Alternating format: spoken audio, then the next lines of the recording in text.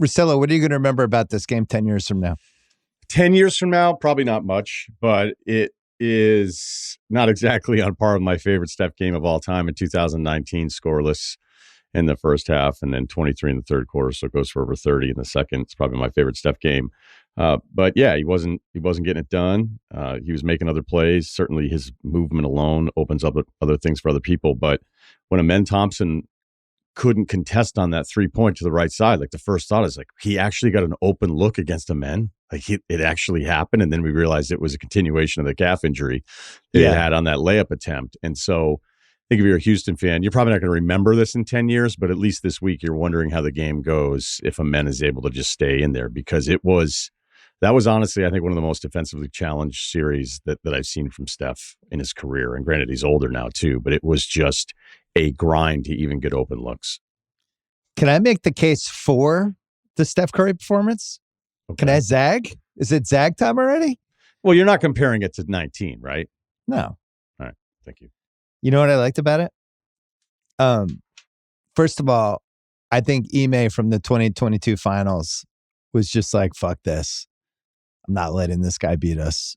Not only am I going to double him when he has the ball and send second guys at him, I'm going to double him when he doesn't have the ball. Have you ever seen a guy get guarded with multiple guys when he wasn't anywhere near the ball? Because that's what they were doing. They were grabbing him. They were holding him. They were like double teaming him from back and forth. And they were just like, you're not going to beat us. So then it came down to Buddy Hield and Podziemski for 3 quarters. Buddy was great. Pods that was a rough Pods game. He played hard, but when you think, what did he finish with? He was 4 for 12, 1 for 7 from 3. Yeah. All of those were open. But they basically were just like, we're not letting Steph. So Steph figures this out early, and you can either try to go hero ball and just launch some crazy threes with a hand in your face, or just continue to try to keep making the right plays, swinging the ball, trusting your teammates. It was a great trust your teammates performance. And then when they finally let up and he saw some daylight, he grabbed it, and then Jimmy took care of the rest. But I really thought like he did everything you had to do in this game. That team, there was one stretch where they had Thompson and Eason out there with Jabari Smith. And there was like this 3-minute stretch of defense where it was like, oh my God. Like it seemed like a miracle just to get a shot off in 24 seconds, but they unfortunately couldn't sustain it and they couldn't make a shot. I thought that was such an impressive win by Golden State though. They were down to 5 guys plus Looney that you could trust. 5.5, 5 1/3. Yeah, Kuminga got out there and he had some interesting possessions. So if you look at that with Moody, he only played 11 minutes in this game. Draymond's 40 minutes and he hit a couple shots early, but you just know offensively it's not necessarily something you can rely on. He had 2 shot clock threes in the second half. I think they're both in the fourth quarter. We're like, oh my God, because there's all these plays where the entire defense is designed to, we want it to end up in the wrong guy's hands. And if you're thinking of Houston and Ime's game plan and the players executing it, they actually executed it perfectly. You just don't expect Buddy Hield to go for 23 in the first half.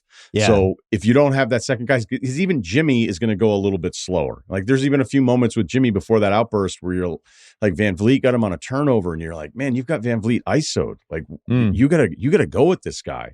They didn't score a point for 4+ minutes until you had that Jimmy layup, then the threes, and then you had the review on the layup after Beal forced the turnover when Van Vliet pushed Butler.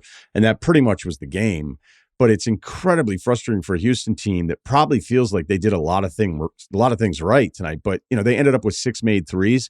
3 of those were garbage time. So over the course of the game being competitive, a team that averaged 11 threes per game, games 1 through 6, had 3. So technically they had 6 in this one. But, when you and I were talking this morning, it's almost like Buddy Hield, even though less is expected of him, took on the Van Vliet role that we've seen in the last few games, because that was a huge difference. We can talk big lineups, rebounding edge, second chance points to the paint. All these things are real things, but Van Vliet was playing out of his mind for 3 straight games in the series. Steph is now 5-0 in playoff series against Houston. Now that counts the 2016 one where he got hurt and they won anyway.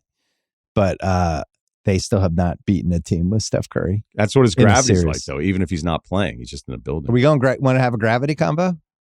Just even street clothes gravity?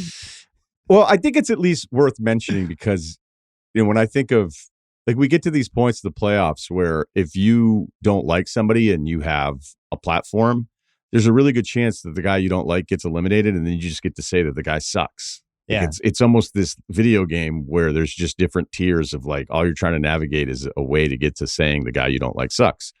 And the chances, like the odds are in your favor that you'll get to say it about certain players. And my contention has always been like some players are really great and they're great in elimination games and they still lose. And when Steph doesn't have any points up until the very end of the first half, I'm watching it going, well, this is going to turn into one of those moments where when everything that's happening offensively, there's a few possessions where he just doesn't have it on cuts, but they're like the Buddy Hield left side first half 3, and Van Gundy called it out. They ran Steph through. Everybody shifted to the right side, and then Buddy's fine. And then there's a Draymond drive on the left side where they run Steph through everything. Everybody, it's like a wave of people just going to his side. So by him just being active, because I think there's a lot of stars in those spots, especially a little bit older, are just so frustrated. They're not going to cut. They're probably going to put up a few more shots just to say, at least I took a few. And he really wouldn't even take the bad shots if he felt like it wasn't a good look. So you're coming around. I thought you're on my side now. I feel like I won you over. Well, I thought that was a good Steph game. I was ready to zag the whole time, even in halftime when he had 3 points. I was like, you know what? I'm going to figure out how to do this.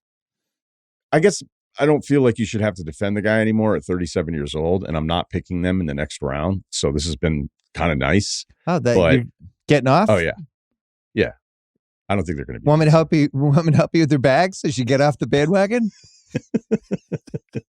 It's like 1923. You're just getting off the train. When I asked you, did you pick or did you just give me the odds? I'll give you a thought in a second. Can we talk about Steve Kerr for a second? Because I thought he coached an awesome game today. What did you like? I rarely do this because this is the old Hubie Brown thing about Hubie Brown loved every timeout. I thought Kerr called like 3 or 4 of the best timeouts of the playoffs. He felt, and we've talked about this in the past. There's only a couple coaches that really understand how to protect the lead, where it's like, all right, we are up between 8 and 15 points for an hour here. I can't let them get a run. I can't let the crowd get into it. I feel something bad happening timeout right now. And he did it like every time I felt like, oh man, I think the wheels are about to come off. He was just like, I've had enough. He had that one play when they went zone in the fourth quarter and Van Gundy called it out.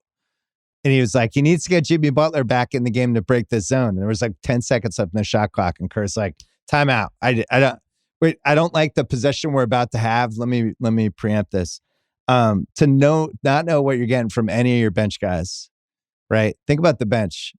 It was, other than Looney, just a complete no-show from everybody. He knows he has to play Butler and Curry big minutes. He obviously talked about that, but I think they went 44 and 45 for minutes. Mm-hmm. And it's like, how can I takes Curry out with like a minute before the end of the quarter just to kind of buy him that little break. I just thought he did a really good job. So he called one at 9:42 when he didn't like it immediately and he wanted to get Butler back in the game. And I love that timeout because I do think, especially in this game where it was low scoring, there have been games in the past where you're watching a coach and he wants to make the substitution and then they don't have a stoppage. He doesn't want to burn the timeout. And you're like, okay, but what's more valuable? This timeout, which again, I'd always want to have one in my back pocket, especially on an inbound in a close game. But there's also some math of, okay, we just went 3 possessions on offense without this guy.